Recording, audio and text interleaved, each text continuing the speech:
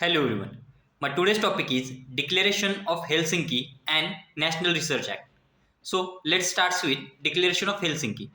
The Declaration of Helsinki was created in response to the unethical medical research practices that occurred during World War II, such as Nazi experiments on prisoners and the use of vulnerable populations in medical experiments. The World Medical Association recognized the need for ethical guidelines for medical research involving human subjects and adopted the first version of declaration in 1964. The declaration has been revised several times since its creation, with the most recent version being adopted in 2013.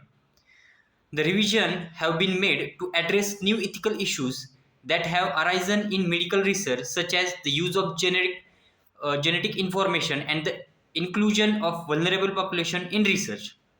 The declaration outlines ethical principles that should guide medical research involving human subjects, including respect for prisoners, persons, beneficiaries, and justice. It emphasizes the importance of obtaining informed consent from research participants, protecting their privacy and confidentiality, and ensuring that the potential benefits of the research outweigh any potential risk. The Declaration of Helsinki came after the Nazi experiments, where the Nazi physicians conducted unethical experiments on the prisoners, uh, and in the end, the result of the experiments leads to the death of the patients. The declaration also emphasizes the need for independent review and the oversight of the medical research involving human subjects and the importance of transparency in the reporting research findings.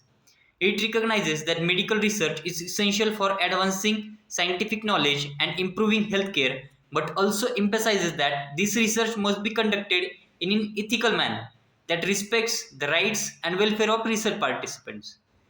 The next point is the National Research Act. It is a US federal law that was enacted in 1974 in response to ethical concerns surrounding medical research, particularly the Tuskegee syphilis study. The study, which began in 1932 and continued till 1972, involved the withholding of treatment from African American men with syphilis in order to observe the natural progression of the disease.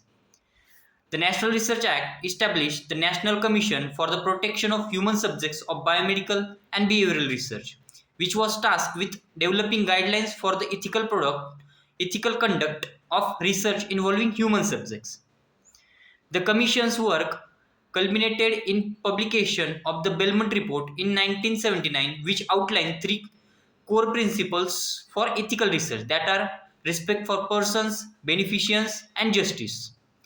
The National Research Act also required that all institutions receiving federal funding for research involving human subjects establish institutional review boards, that is IRBs, to oversee and approve research protocols.